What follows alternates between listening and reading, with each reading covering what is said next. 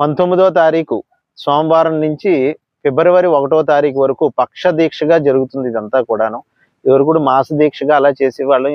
ఈ వ్యయ ప్రయాసలు పెరుగుతూ ఉండడం వల్ల పక్ష దీక్షగా చేసి దాంతో పాటుగా విశేష క్రతువు ఏదో ఒకటి చేయాలని ఉద్దేశంతో గత చాలా సంవత్సరాలుగా శతచండీలు, హోమ శతచండీలు అలాంటి విశేషమైన కార్యక్రమాలన్నీ కూడా చేసి ఉన్నాం. ఈ సంవత్సరం భక్తుల చేత అప్పటి వరకు ఎప్పుడూ కూడా భక్తులు స్వయంగా అర్చించే విధానంగా ఏ ఆరాధన చేయించలేదు. ఈ సంవత్సరం మాఘంలోనే ఇది చేయడంలో ముఖ్య ఆంతర్యం ఏంటంటే, మాఘం మన సూర్యారాధన చేస్తాం. పాడ్యం లగాయత్తు దశం వరకు కూడా శ్యామలా నవరాత్రులుగా చెప్పబడుతున్నాయి. శ్యామలా నవరాత్రులు అంటే రాజశ్యామల అమ్మవారు. ఎవరు ఆవిడగా? లలితా పరమేశ్వరి అమ్మవారికి మంత్రినిగా, వారాహి అమ్మవారు దండినిగా ఉన్నారన్నమాట.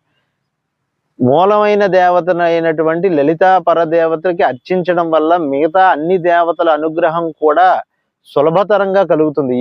ఇది యాగశాలలోకి ఇక్కడ జరిగే క్రతువును ఒక దీక్షగా పెట్టుకుని రోజు కూడా అమ్మవారిని అర్చించడం వల్ల మంచి శుభ పరిణామాలు అనేవి అందరికీ కూడా చేకూర్చడం అవుతుంది.